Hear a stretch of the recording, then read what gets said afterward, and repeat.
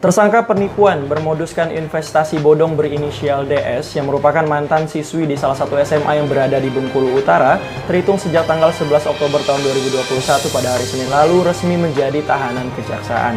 Dalam aksinya, DS menjanjikan keuntungan sebesar 35% dari modal yang disetorkan.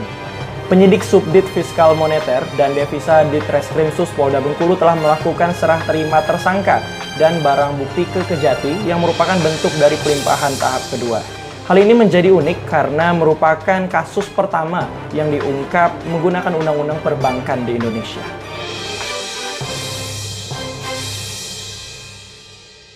Usai menerima pelimpahan perkara tersebut, JPU Kejati Bengkulu akan menindaklanjuti, mengawal kasus ini di proses persidangan.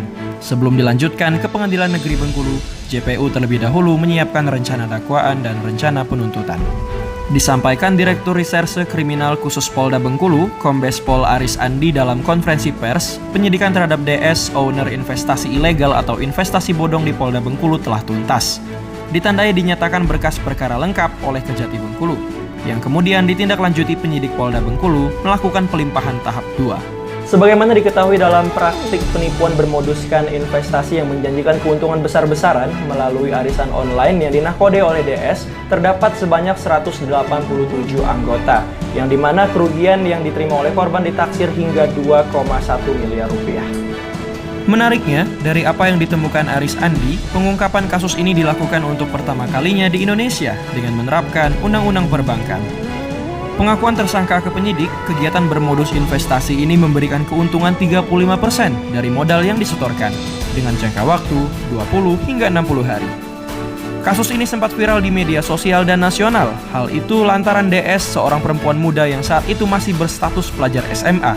Dari kegiatan ilegal itu tak tanggung-tanggung, ia diduga berhasil mengumpulkan uang mencapai 2,1 miliar rupiah dari 187 peserta arisan atau membernya.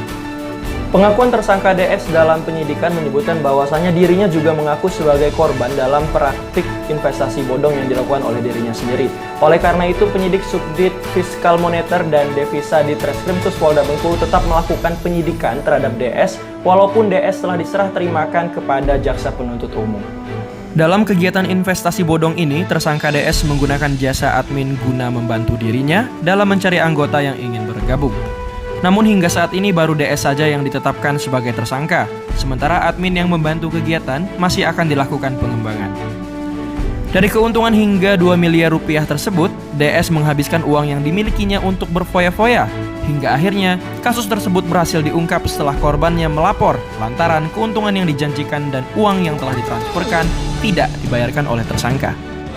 Dari apa yang dia pelajari sistemnya, kemudian dia membuatlah kegiatan investasi ini dengan nama arisan trust ID. Selanjutnya, karena beban bagi hasil yang cukup besar, akhirnya terjadilah seperti dari lubang tutup lubang. Jadi apa yang telah dia janjikan itu dari korban dan korban yang lain ini untuk memenuhi bagi hasil yang sudah dijanjikan sebelumnya. Penipuan berkedok investasi bodong masih saja kerap terjadi di tanah air, walaupun sudah banyak kasus-kasus serupa yang telah terungkap. Masyarakat diharapkan untuk terus berhati-hati dalam melihat setiap produk-produk keuangan yang bisa dicek kelegalitasannya melalui otoritas jasa keuangan. Dan masyarakat harus dibekali dengan prinsip 2L, yaitu legal dan logis. Apalagi di tengah masa kemajuan teknologi saat ini, praktik-praktik investasi bodong bisa dengan mudah merambah media sosial dan pesan singkat.